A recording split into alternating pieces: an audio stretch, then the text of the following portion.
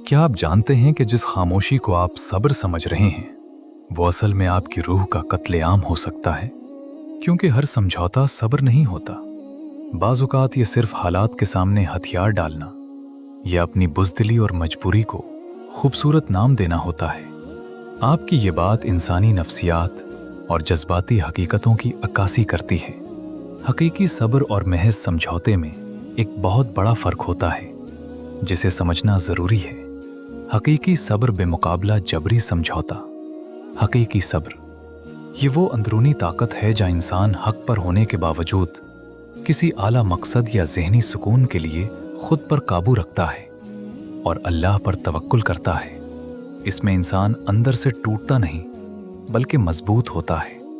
मजबूरी का समझौता ये तब होता है जब इंसान के पास कोई दूसरा रास्ता ना हो, वो हालात के सामने बेबस हो जाए और नाइंसाफ़ी या जुल्म को चुपचाप बर्दाश्त कर ले। इसे सब्र का नाम देना दरअसल अपने मग़लूब होने पर पर्दा डालना है। समझौता कब सब्र नहीं रहता? नंबर 1, जब कोई रिश्ता या हालात आपकी खुददारी और इज्जत नफ्स को कुचल रहे हों और आप खामोश रहें, तो वो सब्र नहीं बल्कि खुद पर जुल्म है। नंबर 2, अगर आपके पास हालात को बदलने का इख्तियार या ताकत हो, लेकिन आप खौफ या सुस्ती की वजह से कदम ना उठाएं, तो ये बुज़दिली है, सब्र नहीं।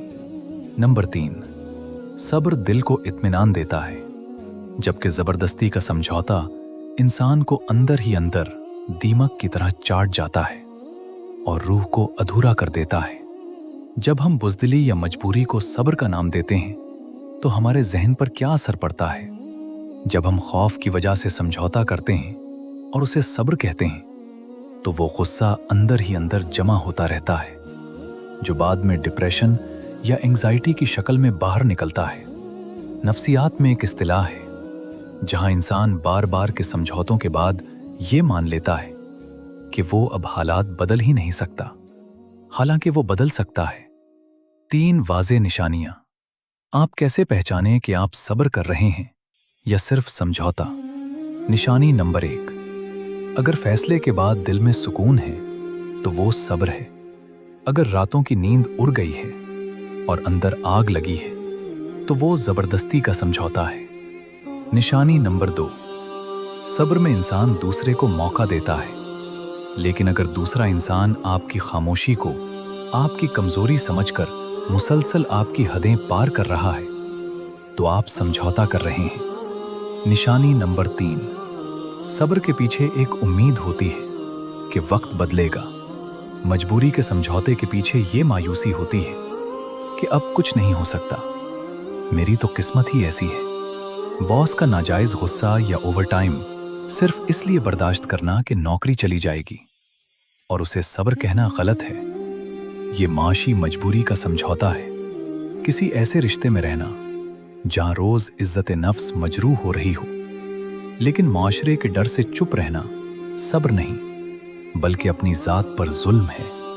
सब्र का मतलब हालात के आगे घुटने टेकना नहीं, बल्कि तूफान में भी अपने कदम जमाए रखना है। अपनी मजबूरियों को सब्र का खूबसूरत लिबादा ना उड़ाएं। जहां बोलना हक है वहां बोले, क्योंकि खुद पर जुल्म बर्दाश्त करना भी एक गुनाह है।